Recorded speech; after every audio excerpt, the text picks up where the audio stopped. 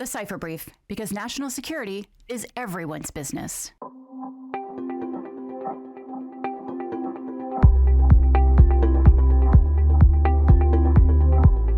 As I mentioned, Lieutenant General Michael Groen just retired from the Department of Defense a couple of weeks ago. As director of the JISC, he had a very unique view on the technical threat.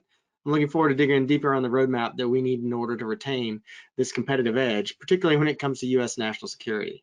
Lieutenant General Groen, welcome to the Cyber Initiatives Group Summer Summit. Hey, great. Thank you very much, Matt and Suzanne. Thank you, and to the whole Cipher Brief team. I mean, you guys, I read you every day. I pay attention. I research the things that you raise. I mean, Cipher Brief really is a great hook for like really understanding the threads that are influencing our environment today. And so I appreciate that. Hey, well, great. Good morning, everybody. I want to talk. I think this conversation is really about digital transformation, and that is, how do we win in a digitally transforming environment? And I think it's a really important question, because I would describe some of the attributes today where we are wrestling with individual technical integration problems. For example, we're wrestling with infrastructure decisions. We're wrestling with the methodologies that we're going to put in place to fight together effectively. And I'm not sure yet that we really have sort of like raised our eyes to the horizon to look beyond sort of the individual challenges of today, whether that's networks, whether that's hiring talent, maybe that's articulating processes that that we can digitize.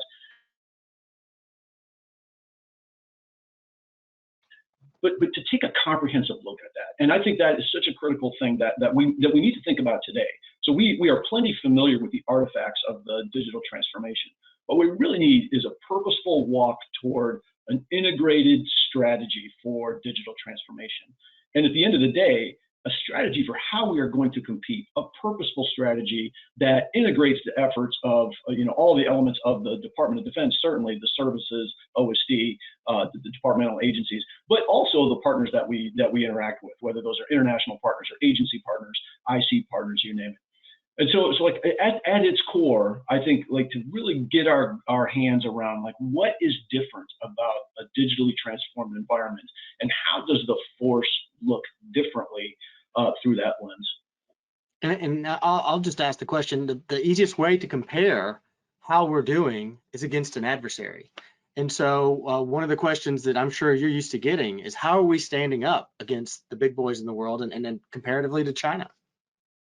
Yeah, great question, and one that does kind of come to mind immediately. And I characterize the competition as this: organization versus innovation. And so I think what a lot of us read a lot about things about organization. The Chinese, the People's Liberation Army, the Chinese Communist Party are exquisitely organized. They have the ability through civil-military fusion, through surveillance of their citizens, through control of all the media, to control of markets, et cetera, all the way down to family planning, right? The Chinese Communist Party is exquisitely organized. When they want to do something, they can execute it very effectively. And so they've turned that massive organization to competition in cyberspace, but also competition in warfare.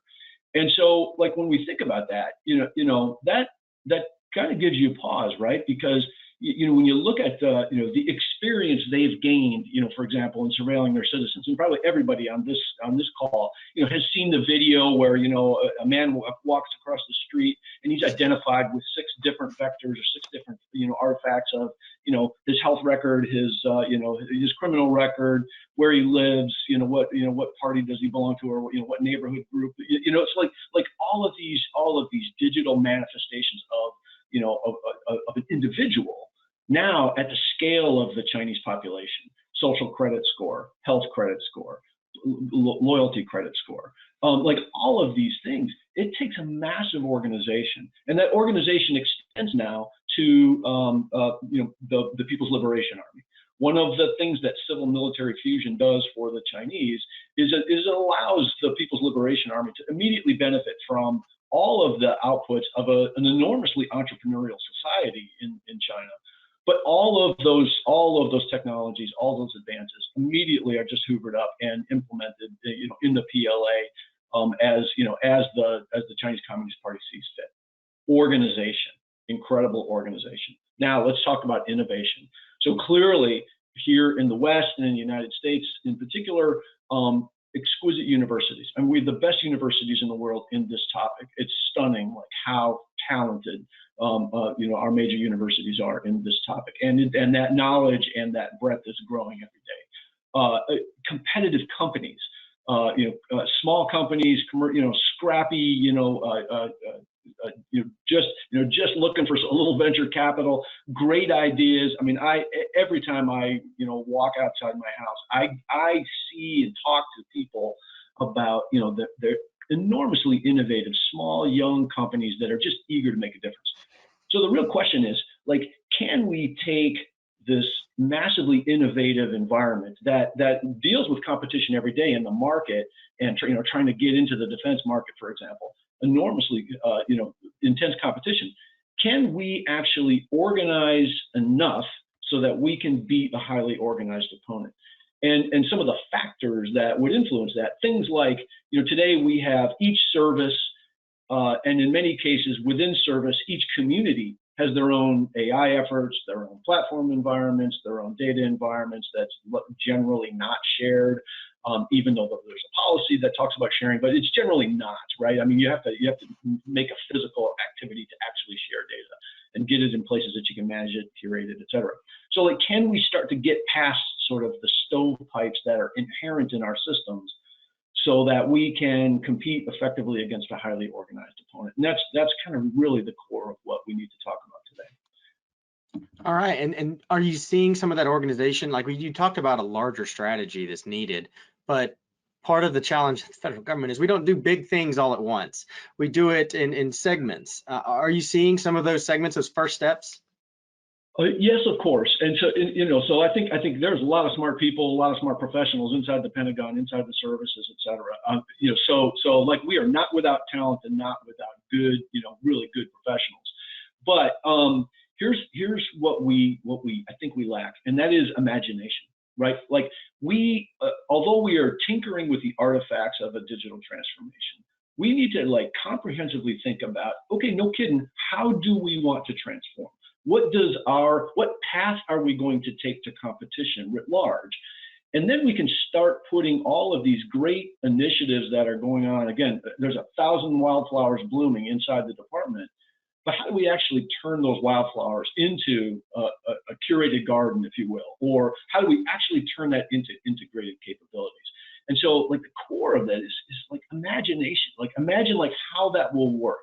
How does an Air Force sensor data flow to feed an Army firing solution, in an environment that's being observed by Marines or sailors or something like that? Like we need to think through all that. How do we manage the logistics, theater logistics and tactical logistics, so that it's a seamless optimization of what you're going to need, based on the battle plan for tomorrow or next week or next month? Like, that digitized, algorithm-driven environment that helps enable really good decision-making and fast decision-making is really what we have to imagine. And when you kind of pull the string on that, imagine the processes that we'll have to put in place. How are we going to make those decisions? In some cases, we have good processes today. In many cases, we do not, where it is very much seat of the pants ad hoc. And so, and seat of the pants ad hoc might be fine for that finite application, but it doesn't scale, right? And you can't train to that, because once a young airman working at UCOM learns a set of processes and then goes to another combatant command or go back to the service and has to relearn a complete new architecture, complete new processes, et cetera. So like, imagining what that looks like, how you build integrated capabilities, I think is a really important step for us. Okay. Now, are you seeing any moves inside the Pentagon to try and get some of that harmonization to build that garden? Are we seeing any positive steps in that direction? So yes, of course. So I think that there's a lot of working with the artifacts, and we should probably talk about what some of those are. But at a macro level, I mean things like like the CDAO, right, the Chief Digital and AI Office inside the department now, reporting to the DepSecDef. I mean this is an attempt to start to bring together some of these individual threads that were laboring sort of in a stovepipe, to start to bring those together into a unified whole that links, everything from the whole spectrum, from just data collection, all the way through data management, all the way through analytics, all the way through, analytical-based management, all the way through artificial intelligence, in decision making. And so, like we're starting. There are little sprouts poking up all over the place. But what we need to do is think about, like, okay, how do we make the environment that we imagine, like in JADC2, for example, how do we actually start to get toward that? From I think for JADC2, for example, I think we have sort of build it and they will come approach doesn't really work in our system, because our system really requires us to go where the building is happening and try to corral that thematically into a set of capabilities. And so, like that imagination of, like, how do we actually build that integrated enterprise, and then publish that and track our progress toward it, I think is a really important step. Clearly we want to continue to make quick wins. We clearly want to make progress on a daily basis, and the services are doing a lot of good work in that environment. They're busy solving small problems across the board. What we need to add to that now is sort of the correlation of those small wins into a larger strategy, and into something that we can look at, up in the sky where the bat light is, to say, hey, we're building in that direction.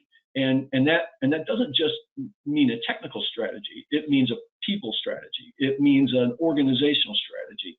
How does that work with jointness, for example?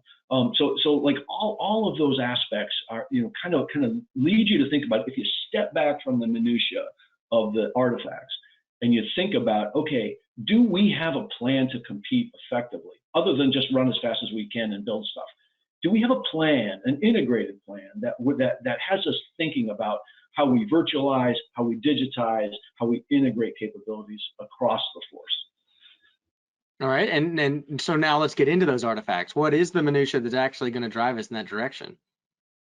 So I think when you think about, I always immediately just go to commercial, the commercial example, right? So there isn't a successful large-scale organization today that doesn't use AI and data in its processes, right? Can you imagine Amazon, doing what it does, real time, continuously, globally, trying to do that with paper, or do that with printouts? I mean, like, it can't be done. And so, like, when we look at the tempo that's achieved by retail organization, but also banks, for example, I mean, you can't do large scale investing. You're shaving milliseconds off your transaction times, to make good investments and do it at scale. We need to think the same way as a department, right? Like, how do we fight that way? And how do we shave milliseconds off? So things now, like, building infrastructure that allows us to actually share data, right? So like we have data, we have great data policy, but now we actually need to build data reservoirs and articulate the processes for how we're going to manage those and curate those, and make those available across the force. And I think by starting to put some stakes down and actually, like, really laying out the processes that we will have to use, that's how we'll start to make progress. I can speak. All of the services have significant efforts ongoing today, and some of them are really good. Some of them are useful. Some of them are more tentative, experimental kind of things. But honestly, some of the services are just really moving forward at a fast clip, and that's really great, because a service level warfighting, domain specific warfighting is really important, and so that's moving along well. What we really need to start thinking about now is is the joint application of those digitized efforts inside the services. And there's been some great thinking on this. I know, General Van Herk out at Northcom, Admiral Fowler when he was at Southcom, so there are great commanders who really see the necessity of actually exercising this and practicing this and defining process and automating processes. So like those commanders are out there. That vision is out there. We just need to start to step up in an organized way to actually, be able to show how all these things fit together in a vision.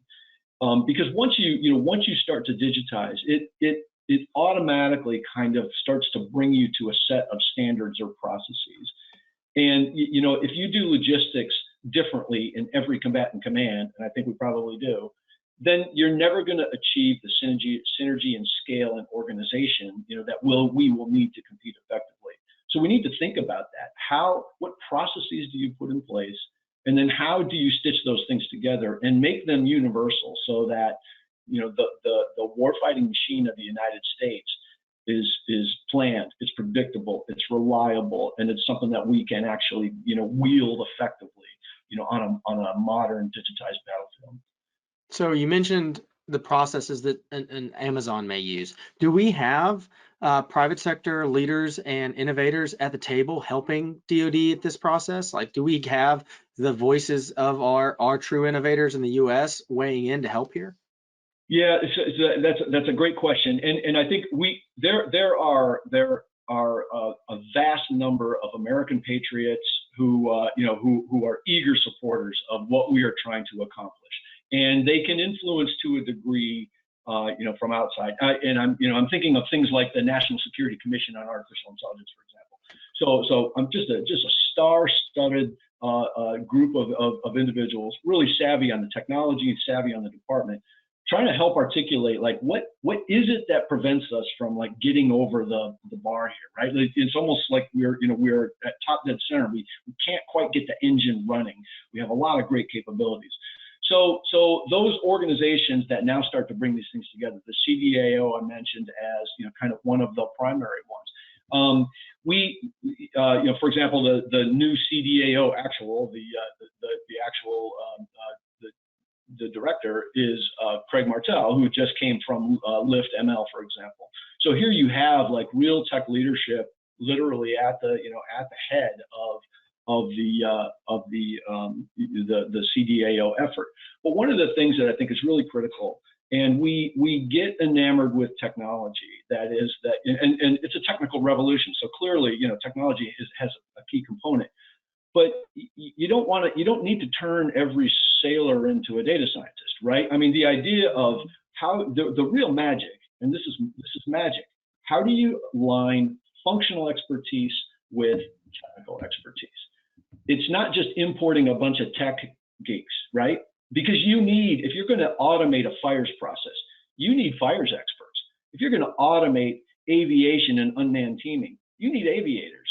If you're going to automate, global logistics, you need logisticians who understand, the links between retail and tactical, or wholesale and tactical logistics management, and how do you do those things? What are those processes? So what we really need to crack is how do you sit functional experts next to technical experts, and it's not just about buying shiny objects built by small companies across the United States. That's useful, it's great, but it's not enough to build a warfighting capability. And it's back to that imagination. Like, how do you get the functional experts? Hey, I'm a ship driver. I need help driving my ships and operating my fleet at the operational level. Help me, right? And so like getting those two parties to sit side by side, I mean literally sit side by side and think through the problems and imagine how it can be is such an important thing. And unfortunately, in the Department of Defense, we have these huge barriers to communication and cooperation with the commercial environment. And I hear this every day, that those barriers are killing us. They are keeping us from being effective. And so there's a core here of I spent plenty of time in the Pentagon. We have a core of fantastic professionals, military professionals, civilian professionals, civil servants, just great people that are really executing their profession as they understand it. I think what is important is those professionals. You think about it, what is a profession? It's a group of people that profess something, right? And presumably in the Department of Defense, we're professing warfighting efficiency, warfighting effectiveness, the ability to win, the ability to bring tools to bear quickly and integrate them. I think it's important for the professionals to understand that the profession has changed. The professionals are still there. They're great people. They do the job well as they understand it today. But I think what we need to do is really look as professionals, look inside and say, hey, look, has the environment changed? Does our profession need to change? And do we need to be enthusiastic about this thing that may be more effective in a digital transformation environment, or that thing that is going by the rules that were established in 1967, right? Like that, those are like the real choices that we have to make. And the people that can make those decisions are sitting in the seats today.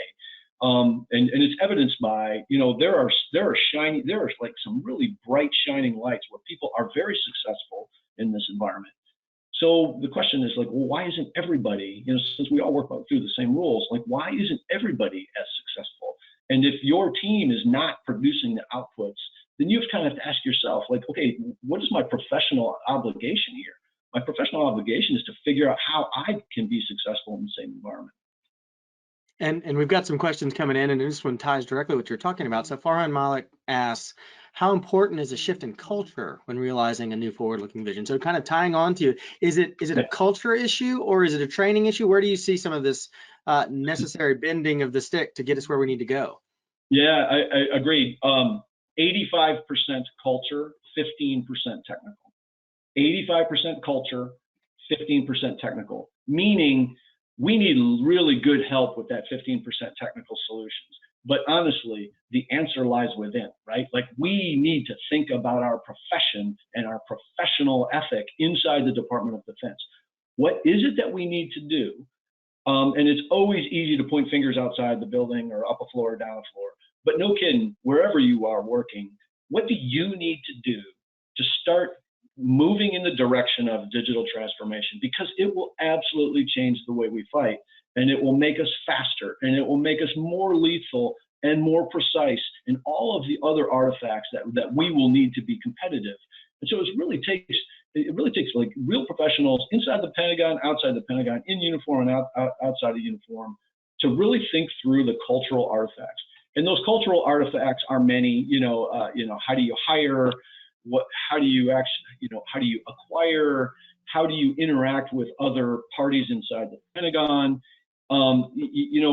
Really, whoever designed that 5-sided building, they knew there was going to be a space force someday, right? So they made 5 sides to the building. But you think about the way the Pentagon, how it evolved. It started really as places for the acquisition of domain-specific hardware, right? There's the Air Force, and they buy airplanes, right? And there's the Army, and they buy tanks, and the Navy buys ships. The Marine Corps buys a little bit of whatever they can afford. But that culture, domain-specific hardware, as a source of tribalism, is absolutely destructive. And that's a cultural artifact, right? So here we are in an environment where integrated software environment and integrated software solutions is how we will achieve digital transformation. And we can't get out of our way because we are so tribal about our community, about our service, about our technology. And so really getting, breaking down the barriers of tribalism, and then getting professionals to understand their professional ethic to get things accomplished, I think those would be 2 massive currents that would move us in the right direction. All right. Well, we have a question back to your original China conversation by David Charney. His point is that China's high organization is a double-edged sword, great for adaptation to current situations at the price of rigidity and loss of agility. If their strategy is wrong, it's disastrous. Do we have an advantage now of agility? That's a good question, and I don't know the answer to that, honestly. We haven't tested. I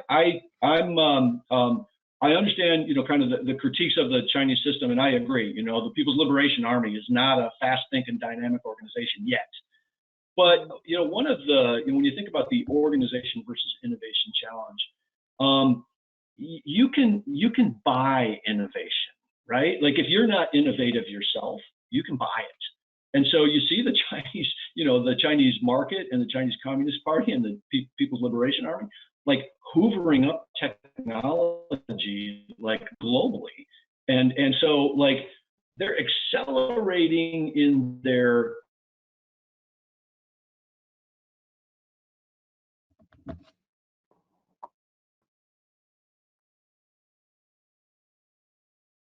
ability to acquire innovation and copy ideas. So suddenly now, if you're massively organized, even if you're not innovative, you strengthen your hand, right? And so like that, I think is something that should inspire us to greater effectiveness in achieving our ability to compete. On our side, I mean, there's like I said, there really is enormous innovation going on, and the things that the services are doing, like in training service members, into, not to make them, AI experts necessarily, but to be able to start to bridge the gap that separates our functional expertise and our technical expertise. So like those threads are there. I think, we have to, again, innovation that happens in a university that never actually breaches the walls of the Pentagon because of our processes doesn't matter, right? It doesn't help us. And so like articulating and solving these cultural barriers to our own innovation and the subsequent organization we can achieve, like that's a really important thing. And these sound like esoteric things, but no kidding. This can be done, right? These are things that we have to do. So we've got a question now from Kelly Bissell, and he's got strong agreement with you in today's world, and would like to cite, Ukraine as a case study. But the question is, how can we move faster with industry experts, with governments? We can defend the country better, faster, and do all the things you described as advantages. The private sector's ready, but navigating the government is very frustrating. How would you say we need to get the private sector to line up now to get kind of behind some of these efforts? Yeah, that really is a primary question. It's a culture, it is a cultural artifact that we have these extreme barriers between innovative companies, innovative universities, and the folks that are trying to build capabilities inside the department. I see lots of really clever, talented, uniformed people and civil servants alike who are aware of this technological the digital transformation. Obviously, we all are, but they can actually contribute. But yet, the innovation that's inspired outside of the building is irreplaceable. I mean, we have to. It's not enough to just train functional experts in technical skills. You actually have to make that universe, integrate that universe. And I don't know. It's almost, you take one of the parking lots of the Pentagon and, you create a place where commercial companies and force planners from services can actually come together and, purposely interact. Maybe that's a convention that, that's run, by the government, by invitation. I mean, there's a lot of different things that you could do to create the interaction that's required for folks inside the Pentagon to really understand, at a macro level, how things are changing in the digital environment. Because I think once you see, for somebody inside the Pentagon, once you see what right looks like, whether that's at a large retail company or an investment company or small scale, delivery company, like once you see what right looks like, it's not hard to imagine how that translates into warfighting processes. And so like I think that's where the magic is there. All right, I'll make a pitch that should be the Cipher Brief Threat Conference. We can always take advantage of that space and bring those folks together. We're running out of time here. This has been a great description of really a roadmap of how we can get to good with our DoD partners and industry. Do you have any closing remarks or thoughts you'd like to share with us? Yeah, just this. I mean, the world is moving to a digitized, integrated place. we need to move to a digitized, integrated place. There is no place left for stovepipes. There is no place left for hardware cultures that don't recognize where software and analytics and all of the and data are bringing us as a nation, as a people, as a globe. The Department of Defense cannot be an island that has not seized this transformational capability. It cannot.